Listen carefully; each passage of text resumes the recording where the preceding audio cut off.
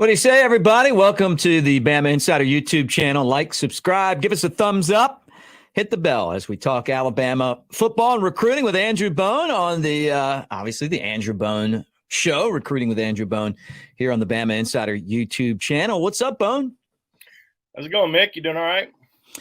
Yes, I'm doing fantastic. A lot to talk about this week with all of the stuff going on at the capstone, but always great to see you too. Super Bowl week. Who you got in the big game? You know, it's hard not to go against the Eagles. Obviously, you got all the Alabama connections there, but they're going to be tough. Of course, the Chiefs are really good. It's going to be a great game. I'm really looking forward to it, but I think I'm going to have to go with the Eagles. I think it's going to be a close game. The Bama guys. Look at the guy behind my right shoulder. Surely I'm not going to go against him, right? So, I think that I think it's going to be an awesome game. I'm really looking forward to it, and hopefully we'll see some of those guys do well. Hopefully, Smitty in his second year, can he make a big play, score a touchdown. Landon Dickerson looks like he's going to play in the game, so that's good. After seeing him go down a couple weeks ago, glad to see him healthy. So yeah, Jalen Hurts, will he potentially be the MVP of the game? I would imagine that if they win, he's going to have a pretty good. It's going to be because a lot of that's going to be because of him. So really looking forward to it, and excited, but going to be in the great state of Mississippi watching it down in from the casinos, man. So throw some cash down for me. I'm going to take the Chiefs, even though I hope my heart would say Eagles, but my brain says don't bet against Patrick Mahomes. Right. And they've been there, done that. Chiefs before, but look, we'll see. I hope it's a great game. I can tell you that. And I don't have a dog in the fight. I've got some squares on a board at the party I'm going to, right? So that's what I'm looking at. All right, well, let's switch gears, Bone, and get into all this Alabama stuff. And guys in the comments section, great to see you as well. Make sure you hit us up as we talk recruiting here on the show. All right, let's talk about the biggest storylines heading into this 2024 class. Yeah, I think heading into this 2024 class, it's always, what are your biggest needs? You got to go after those obviously first. Can you recruit well in-state? How deep is the in-state talent? But you're also, breaking in some new coaches. Some coaches that, some might be familiar with the way Nick Saban likes to run things, but some other guys that are a little bit younger, may not. Like Tommy Reese or Austin Armstrong. You're getting a couple guys in that young guys that I feel like are going to try to make a strong impression during their first year in Tuscaloosa. We saw some really good performances from assistant coaches last year in their first year. Guys like Eric Wolford, Travaris Robinson, what they were able to do in year one was incredible. So will these guys have a similar type of impact? We'll have to wait and see. Yeah, and I think that's kind of what we always do, right? Just you wonder how these guys are going to play out. Alabama currently has 4 commitments after Martavious Collins decommitted on Monday. Was that a big surprise to you? Yeah, not really. Martavious Collins, tight end at Rome High School in Georgia. This is a guy that committed to Alabama last summer. Hadn't really been back to Tuscaloosa much since. I think it was a little surprising when he didn't make it to any of the junior days, but kind of hearing some stuff behind the scenes. Wasn't really expecting him to maybe stick with that commitment. He had taken a visit to Auburn, I think around January the 14th. Like I said, did not make a trip back to Tuscaloosa, and it seems like he wanted to kind of reopen things. And I don't think Alabama was really too concerned. They've got a great recruiting class right now. 4 really big time players, 3 guys who are in state. You got the Julian Sang, one of the top overall quarterbacks in the country out of California. Those are some guys that they certainly don't want to lose. They're going to heavily recruit them as if they're not committed. Julian Sang is pretty much the only one who said, "Hey, I'm shutting down my recruitment. I'm not really interested in other schools." These other Alabama commits, Jalen Mbakwe took a visit to LSU January the 28th. Craig Thompson went to Auburn last month and Tennessee, and then Sterling Dixon has some interest in Auburn. He visited Auburn on January the 28th. So these are some guys that are going to continue to take visits, but Alabama are certainly pressing hard to keep all of them on board. And like I said, with Collins, decommits, not really somebody that we're expecting Alabama to continue to recruit or go back after. I think, kind of parted ways, which is fine. Alabama's going to look at some other tight ends. They're certainly going to be interested in throughout the process. I still think they're going to try to sign, maybe 2 tight ends in this 2024 recruiting class. But I don't think that, he was necessarily, going to be in the cards, over the course, at least over the course of the last month or two. I think that ship had kind of sailed. And even though he just decommitted a couple days ago on Monday, I think that's kind of been a known thing for the last, few weeks for sure. Yeah, and we're going to talk about the new coordinators that Alabama has, but I just want to ask you a follow-up based on Tommy Rees's experience at Notre Dame. Look, he's developed one of the best tight ends in college football, baby Gronk, right? So would you think that a guy like this would want to be around for that, or is there any connection to the timing of this, that they just named Rees and then all of a sudden he decommits, or is it just kind of just by chance that it happened days apart?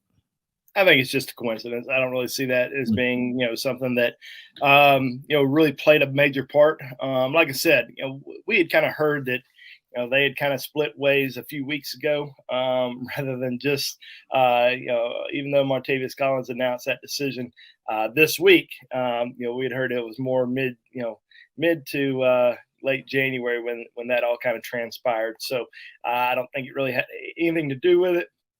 And like I said, I don't really see Alabama pursuing him here in the future. I think there's certainly going to be a lot of other tight ends that are out there that Alabama is interested in. There's even one in state that Alabama recently offered. But with these new coaches, you don't want to just, hey, here are the guys that we've offered, go recruit them. They're going to sit down. They're going to evaluate all these guys themselves and, make sure that, these are guys that fit in with what they want to do. So there's still some evaluations going on, with a lot of these guys. And that's certainly something that over these next few weeks, these new coaches are going to do, because we are currently in a dead period. Coaches are on staff now. They are, working. They're in the office. They're, evaluating film. They're watching all the guys that have previously been offered or that are currently committed. But they're also starting to go through, a lot of film on guys that haven't been offered. Guys that they're going to, be interested in going out to see during the spring or try to invite for junior days. Their next junior day is on March the 4th. So you're going to try to get as many kids as possible on campus that weekend to meet the new staff. Hanging out with Andrew Bone here on the BamaInsider YouTube channel. Guys, like and subscribe, give us a thumbs up, and hit the bell. Anytime we go live, you'll know about it. And as things happen, we always do that. Somebody commits, we add coaches, subtract coaches, whatever. We got it for you right here. And don't forget, you can always find out what Bone and the gang are doing recruiting-wise, or hang out on the message board at BamaInsider.com, $29.99. You get from right now all the way until August 31st of coverage as we change the face of team sites. And I'm telling you, when this thing's all put together, you're going to be like, wow. So be part of it. We want you to be a part of it. And now certainly a good time to do that. All right, let's get into these new additions to Alabama staff. And, Bone, I want your perspective recruiting with these guys, right? Tommy Rees, who's the new offensive coordinator, just touched on him a second ago. Kevin Steele coming back for the third time under Nick Saban, but he's a veteran. Everyone knows who Kevin Steele is. He's the defensive coordinator. And then also Austin Armstrong.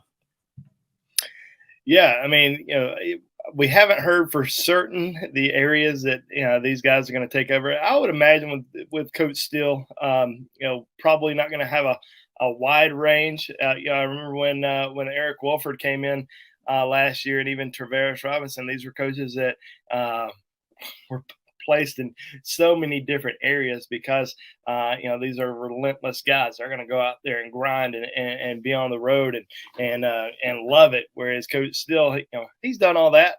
He doesn't have to go out and evaluate, or he's going to evaluate, but he's also not having to travel as much as maybe the younger guys are. So I don't really see him being as far as in Colorado or then in the DMV area, and then in South Florida. We're not going to see that. He's probably going to just be assigned one specific area, but he's also going to be in charge of heavily recruiting and evaluating every single defensive recruit. So he's going to have a big impact there. Whereas we might see Austin Armstrong probably more in taking over where Pete Golden kind of left off in the state of Mississippi, in Louisiana. We're probably going to see him, very active in those areas, maybe even in South Alabama.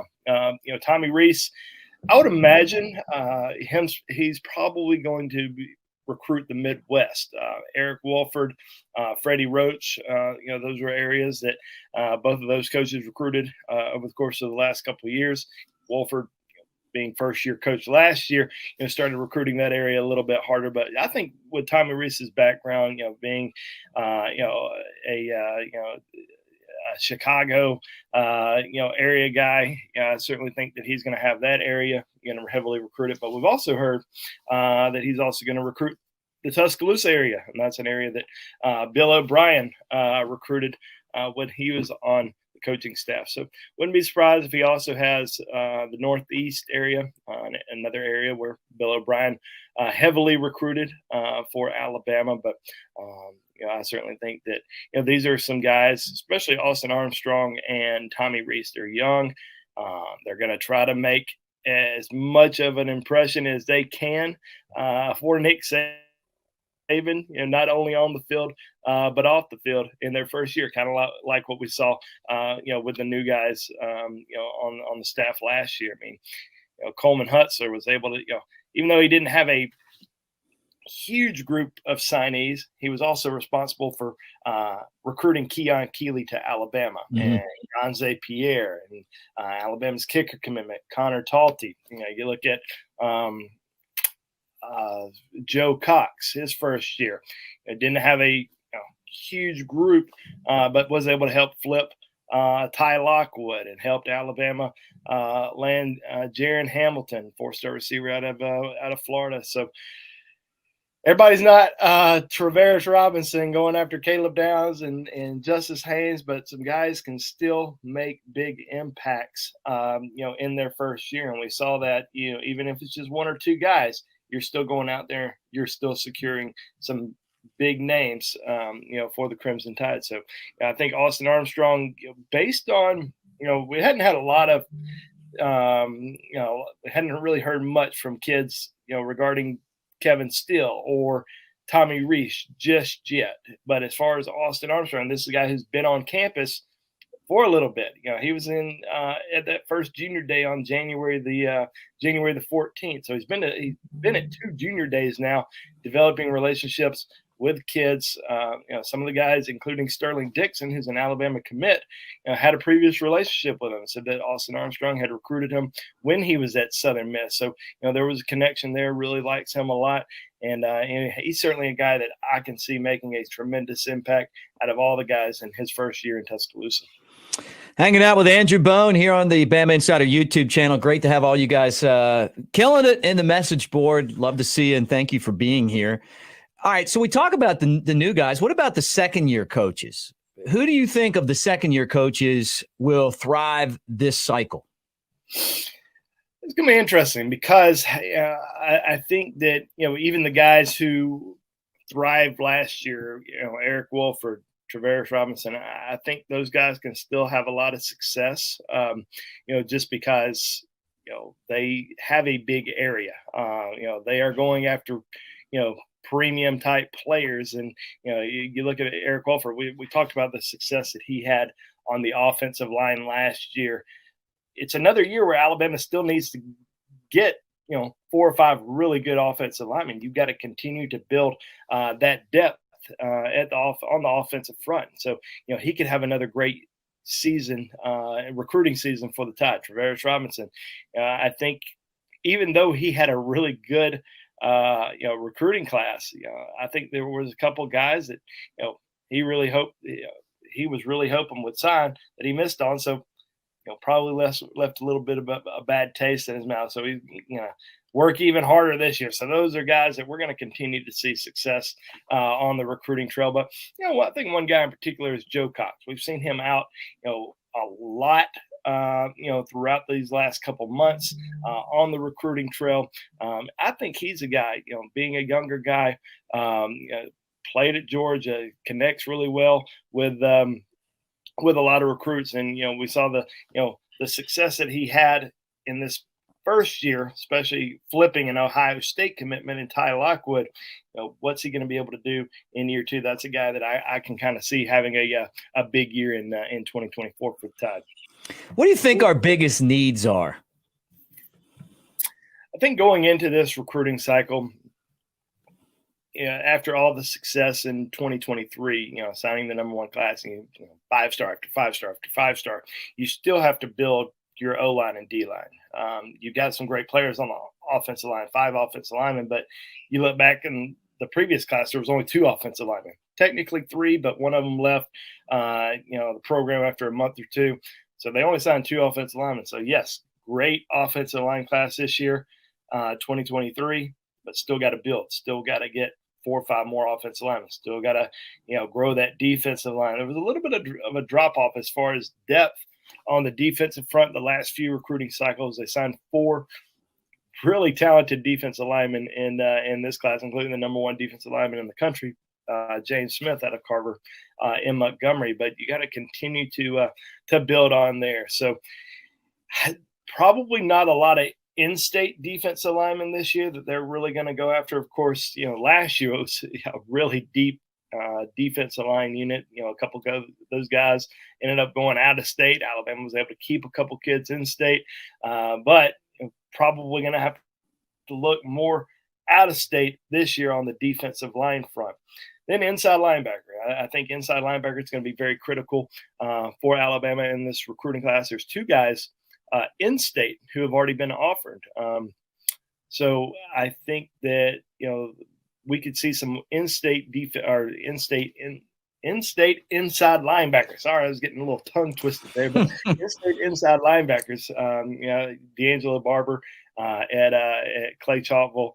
I want to say Bradley Shaw at Hoover High School. These are 2 guys that have been offered over the course of the last month. So I think inside linebacker is certainly going to be a big position of need. And then cornerback. I think Alabama signed a 5-star corner last year in Desmond Ricks. They also landed Jahil Hurley, who could end up moving around in the secondary. We don't know if he's 100% going to end up in a corner. Could end up moving to safety, but I think corner is certainly going to be a big position of need. Major emphasis this year. 2-3 corners. For sure, in my opinion. Xavier Brown out of Mater Dei High School out in California. Corey and Gibson out of Texas. These are 2 guys who were in Tuscaloosa on January the 28th. Certainly some guys that they're strongly going to be recruiting, but they also have a commitment already from 5-star corner Jalen Mbakwe out of Clay Chalkville, the number 1 player in the state of Alabama. So already a great start there at corner, but they want to continue to build on that and add some more guys. So those would kind of be the big positions of need. Tight end also they flipped Ty Lockwood last year. They got the Maryland transfer, C.J. Dupree, but still think tight end is going to be a pretty important position this year. One pretty intriguing player is a 6'7", 225-pound athlete out of McAdory High School, just outside of Birmingham. Ja'Cory Whitted, received an offer from Alabama a couple weeks ago. lines up mainly as an outside wide receiver. So I'm sure Alabama wants to see him a little, and he's a great blocker on the outside, but I'm sure Alabama wants to see him a little bit more. But this is certainly a guy that I think could easily end up in the Tides class as maybe one of its tight end commits. So yeah, those are kind of the key positions of need, in my opinion. O-line, D-line, inside linebacker, corner, tight end. And over the course of the next couple of weeks, we're really going to be breaking that down on BamaInsider.com. Today we started with our breakdown of top in-state targets. Now, you're going to see a plethora of kids that are going to have offers. Whether that's in-state guys, you can look at a quarterback list, a running back list, and see, all the names of guys who are, being offered. But what does that mean? Do these kids have committable offers? Are they being heavily pursued? Do they need to come back to camp? Does the Alabama coaching staff need to see him in the spring?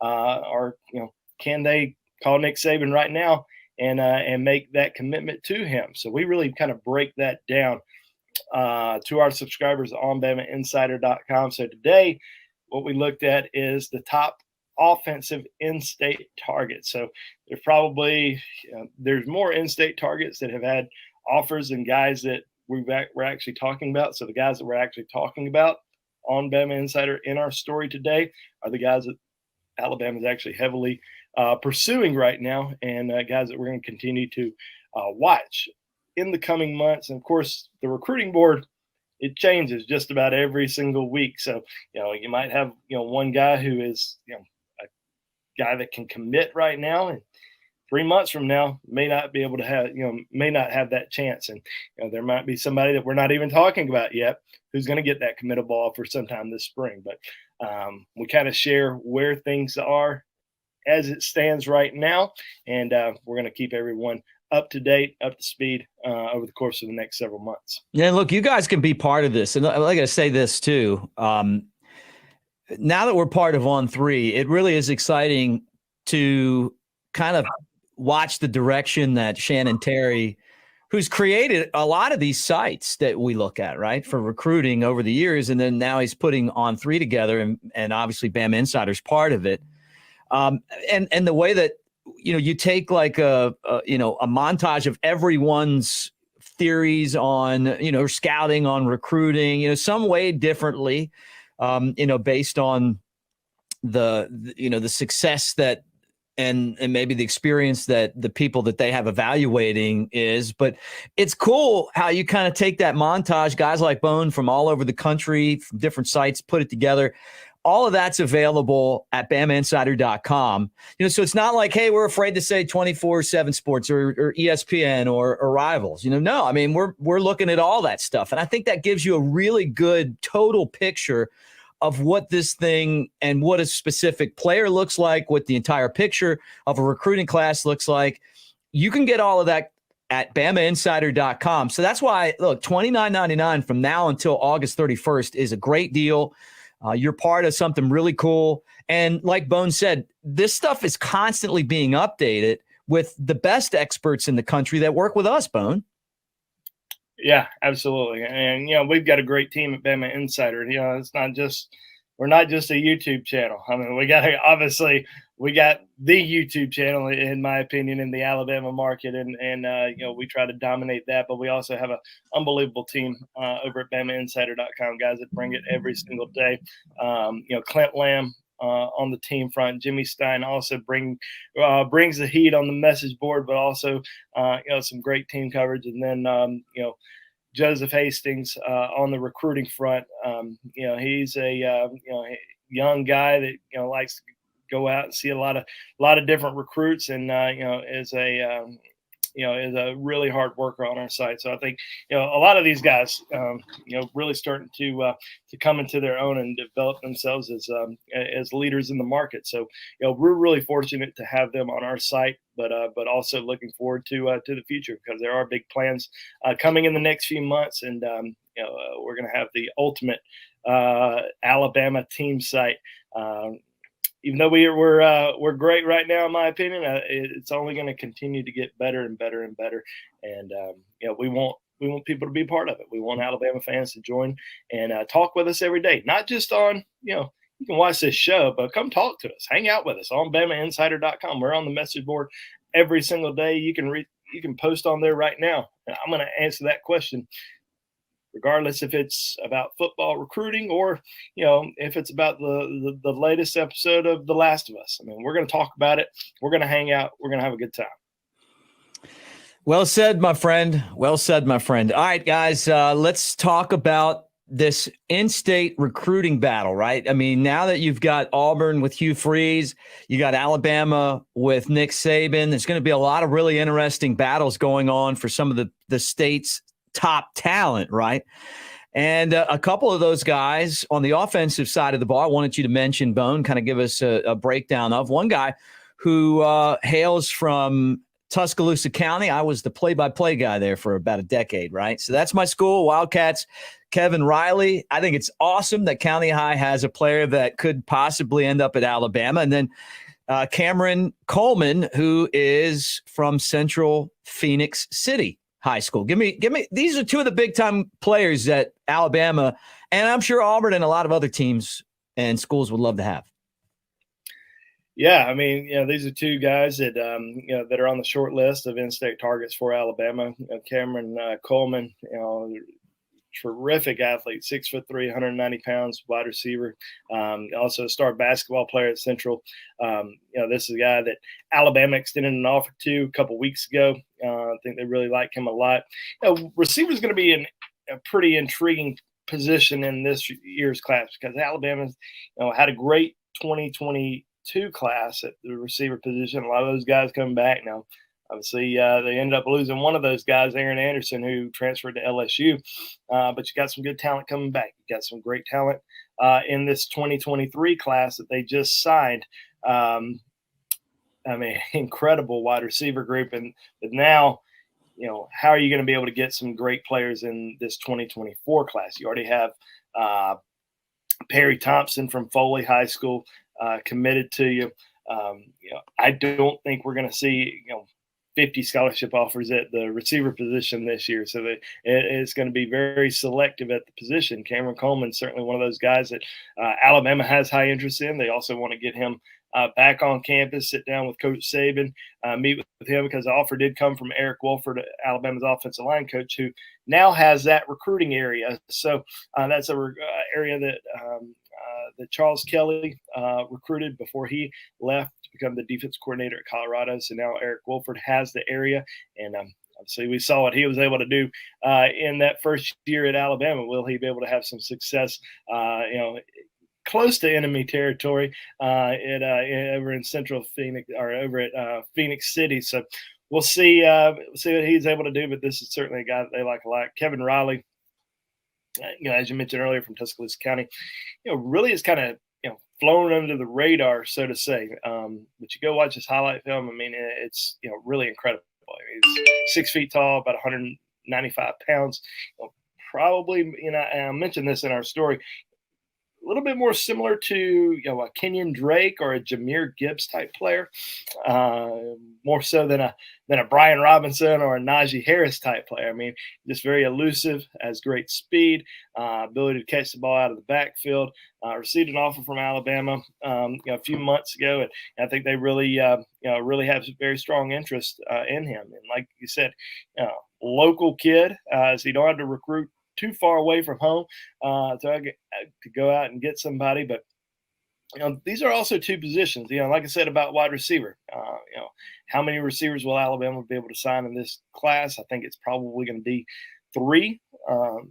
Could it end up being 2? Maybe, but I think 3 is probably their goal. And then at running back, Alabama signed 2 of the top 4 running backs in the country last year in Justice Haynes and Richard Young.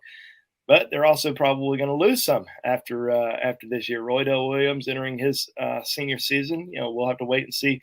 How good of a season Jace McClellan has this upcoming year, because he could easily be gone as well. So I think that Alabama certainly would like to add definitely one running back, but maybe even two running backs in this class. I'm leaning more so Alabama wanting to sign two running backs once again. So Kevin Riley's certainly somebody that we're going to be watching closely. But there's a few other in-state guys, so encourage you to go check out the in-state offensive targets for the Tide in 2024, which is on BamaInsider. But that highlight tape for Kevin Riley is pretty impressive. And, I know. I love it. I was sitting there thinking like how my calls would be if I was broadcasting their game still. He's a player that Coach Higginbotham would have loved to have had. He was one of the coaches there, Lee Gibson, another one, Bart Sessions. I had some good coaches and a really good fun time being the broadcaster. A lot of good people. Yeah. But we didn't have that. I mean, we had some receivers, but we didn't have a running back like that. The guy's neck was – I mean, he did you see LaRon McClain? Yeah, no, I was after LaRon McClain, but throw that picture back up, Chris. I mean, look at this guy's neck right here. I think Alabama needs to get him in the house just because. I mean, he looks like he just could lift the entire bar with just his neck. Yeah, he's impressive. So not ranked right now, but I got a feeling he's going to be ranked here in the next few months for sure. Home run hitter. I mean, look, I'm biased. But I love that. I love that. It's awesome. I'll be keeping an eye on him. Jock Jones was a freshman. I remember Jock Jones as a freshman and being impressed with him. I remember Titus Ryan. I wasn't the play-by-play guy. Titus Ryan, just a powerhouse. Kind of disappointing career because he was one of the best high school players ever. Yeah, people weren't really sure if he was like a mythical creature. Everybody kept hearing about him. Yeah, this is. I think he was. I want to say it was like the first recruiting class I covered, maybe 2000. Yeah, long time ago. Or 2004. And people kept wondering, it's like, oh man, just wait till Titus Ryan gets to Alabama. Things are going to change. The program's going to change, and it just never came. Never happened. But in high school, he was a great player. Yeah, I remember LaRon McClain, but I didn't call those games. But Jock Jones, who played at Ole Miss and then finished up in Kentucky, was, I think, the last guy of the teams that I called for to play college football. I don't think there's any more guys that are. It's weird. You look back at the running backs, and I talked about this in my story, but they're just Alabama's success at the running back position. I mean, guys in the NFL right now, but there aren't a lot of in-state guys. I mean, Bo Scarborough, T.J. Yeldon, kind of the main in-state guys, and then Ryan Robinson ends up kind of breaking through, and now starter for the Commanders. You got Roydell Williams at Bama now, but the majority of Alabama star running backs have been from out of state. Derrick Henry, Najee Harris, Josh Jacobs, Damian Harris. List kind of goes on and on. But I think Alabama, would not mind adding some in-state flavor at that running back position, and I think that's why I think Kevin Riley. There's a good chance that we could see him in the Tides class. It's like Alabama takes an in-state running back once every 3 or 4 years. This might be the year because they hadn't signed one since 2020. Yep. Gotcha. Yeah. And Brian Robinson, I called his games when he was at Hillcrest against County, and I remember him, but I don't remember him having runs like that. Right. That's an impressive highlight tape right there for Riley. So, he's got kind of a list, but if he continues that, it'd be great to see him in crimson and white. All right, Bone. Before we wrap it up, we got into the Super Bowl earlier. I know you're taking the Eagles. I'm taking the Chiefs, but we haven't picked our scores yet. So before we get out of here, we got to pick scores. I'll go first. I'll let you give you a little time to get yours up. But I'm going to go 37-26 Kansas City, with a late score to kind of pull away in a good game. 37-34 Eagles, because I had 37 in my head already, and even though you said it, I was like, I'm still sticking with it. Stick with it. 37-34 Eagles. Jalen Hurts is named MVP. Whoa, I like that. I'm going to go with Pat Mahomes as MVP, but with the high ankle sprain, and like I said before, I love all the Bama guys, that are on the Eagles team. So I can win either way. Man, you're gonna get a lot of heat. People are gonna tell you you're not a Bama fan because you chose the Chiefs. Well, here's the reason why they're like, oh, that's not logical. No. The reason why I'm taking the Chiefs, couple reasons. Okay, first off, Patrick Mahomes. I also do stuff with the Cubs. His dad played for the Cubs, was a pitcher, and so I've been a big Patrick Mahomes fan for a long time, and he won me my fantasy league this year. So, $1,000 payoff. I'm champion of the world. I can't go against the guy that got me there. He's the MVP of Big Mick Energy, which was the name of my team. And so I just feel obligated to, to kind of go with him. I can't let it, I can't jump off the ship now, Bone, when he's brought me so much fame. And here's, let me show you this. This is the championship logo. Wow. We even made a logo for that. How do you like that? Well, I didn't even make the playoffs this year. Yeah. But next year. You win 10 years. Yeah. Oh, no, 20 years it took me to win my first ever. I have won it 1 year, but yeah, Bone, Chugs, and Harmony will be back. I love that. I'm Big Mick Energy. You're Bone, Chugs, and Harmony. Two great fantasy football names. Well, look, have a great time. Enjoy the Super Bowl. We'll get back together next week and talk Alabama recruiting. Guys, as you hang out with us here on the site, if you enjoyed the show, show us by giving us a thumbs up, like and subscribe, share with your friends. Let everyone know where you get your information on recruiting, and hit the bell so you know when we're live. And don't forget, you can join BamaInsider.com right now, $29.99 from now until August 31st. We got a lot of surprises coming your way before we get to that point that you're going to want to be a part of. But the biggest thing is that it's a great value. If you love Alabama and you want to know what's going on in recruiting, you're not going to get better experts like Andrew Bone throughout the entire On3 organization. And then the message boards, they're fun. When you're not doing recruiting, talk about who you think is going to be Super Bowl MVP. Jimmy Stein and Clint Lamb are on there constantly. So it's a great value, and it's something that you want to be a part of. Anything else, Bone? No, I think that's it. Hope everybody has a great week, rest of your week, and enjoy the weekend. But yeah, we'll continue to have more content on BamaInsider.com. A lot of great stuff coming out over the next couple of days, leading up to the Super Bowl. So and then we'll get back right into it next week. So yeah, go check us out at BamaInsider.com. Thanks for hanging out with us, guys. Appreciate you all in the message board. For Chris Daughtry, our man behind the scene, everyone with On3, and Kyle Henderson, the guy that puts all this together. For Andrew Bone, I'm Mick Gillispie. Thanks for watching, and roll Tide.